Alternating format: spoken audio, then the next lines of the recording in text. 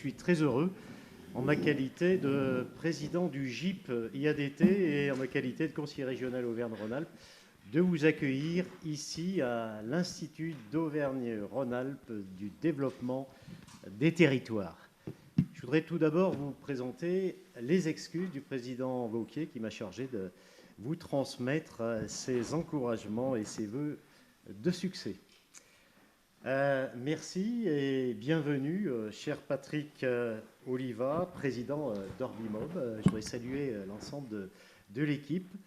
Saluer également monsieur le commissaire au développement, à l'aménagement et à la protection du Massif central, Paul-Henri Dupuis.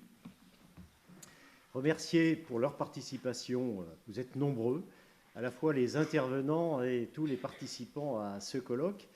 Et puis un petit clin d'œil, je salue le maire d'Issoire, Bertrand Barrault, et puis un petit clin d'œil à toute l'équipe de l'IADT. Alors le professeur Laurent Riotor, qui est directeur de l'IADT, est actuellement en cours. Émilie Miro-Collin, que je félicite d'être présente parce qu'elle a des difficultés aujourd'hui. Merci Émilie.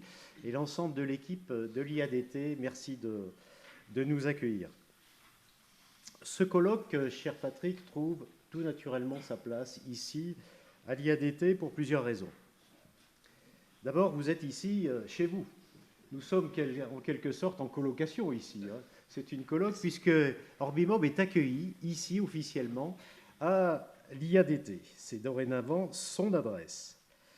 La deuxième raison, c'est que l'IADT a plusieurs vocations. C'est un enseignement supérieur.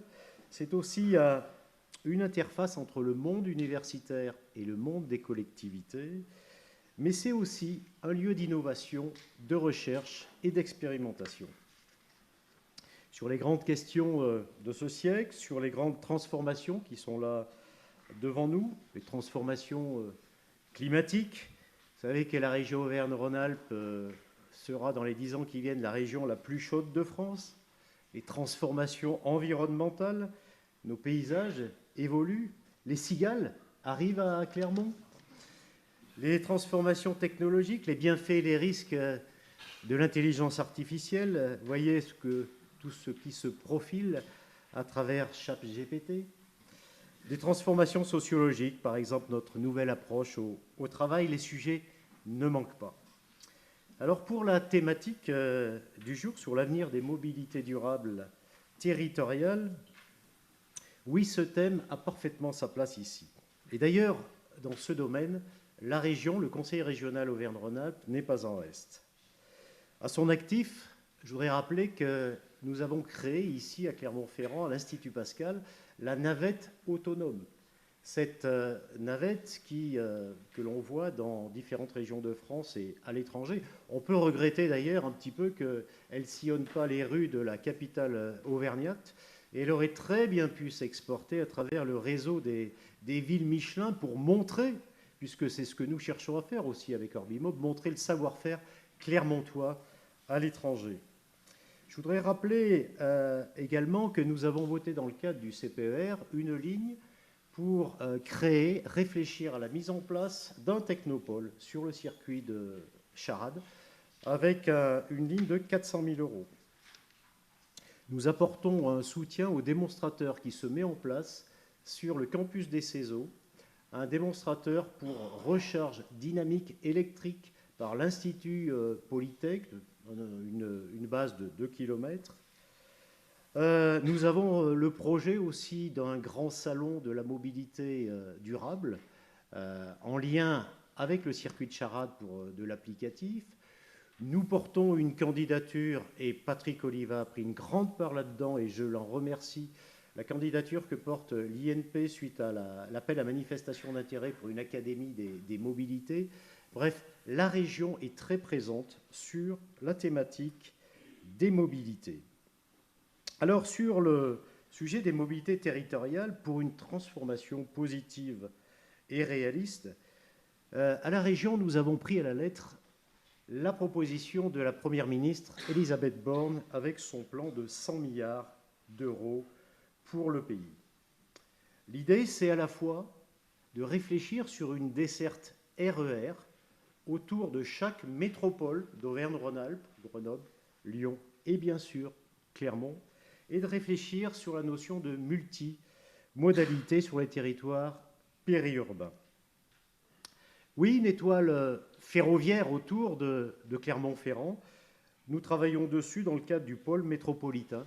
Nous avons signé une convention région, État, pôle métropolitain, qui vise à financer une étude par la SNCF sur une possible étoile ferroviaire clermontoise, en commençant par un RER cadencé entre Vichy et Clermont-Ferrand.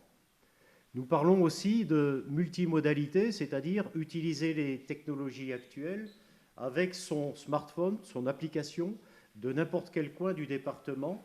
On va décider, on va choisir les meilleurs moyens multimodaux de transport pour se rendre à Clermont-Ferrand. Nous débuterons par du covoiturage, du RER, du TER, un tramway en arrivant, un vélo en libre circulation, en libre location ici à Clermont.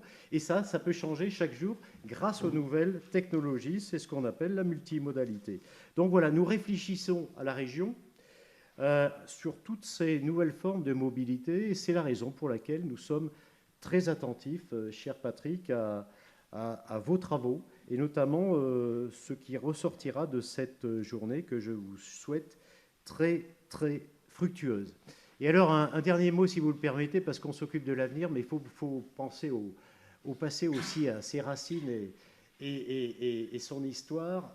Je profite de cette occasion pour vous annoncer une très belle exposition à l'hôtel de région de Montferrand sur Louis Rosier, avec un vernissage le mercredi 12 avril à 19h. Vous verrez avec de très beaux objets de cet ancien grand Clermontois. Il a été à la fois grand résistant, c'est un grand pilote de Formule 1. Il y aura d'ailleurs sa Talbot Lago qu'on fait venir de Lyon avec Michel Bandon, que je salue. Talbot Lago avec laquelle il a gagné le Grand Prix de Belgique de 49 à Spa. Et puis, donc, Louis Rosier était un grand constructeur automobile. Bref, il y aura quelques échantillons de ses constructions. Donc, j'ai profité du message parce que c'est vrai qu'on construit bien l'avenir en s'appuyant aussi sur le passé, sur notre histoire et nos racines auvergnates dont nous sommes tous fiers. Voilà, je vous remercie et je vous souhaite un excellent travail. Merci beaucoup.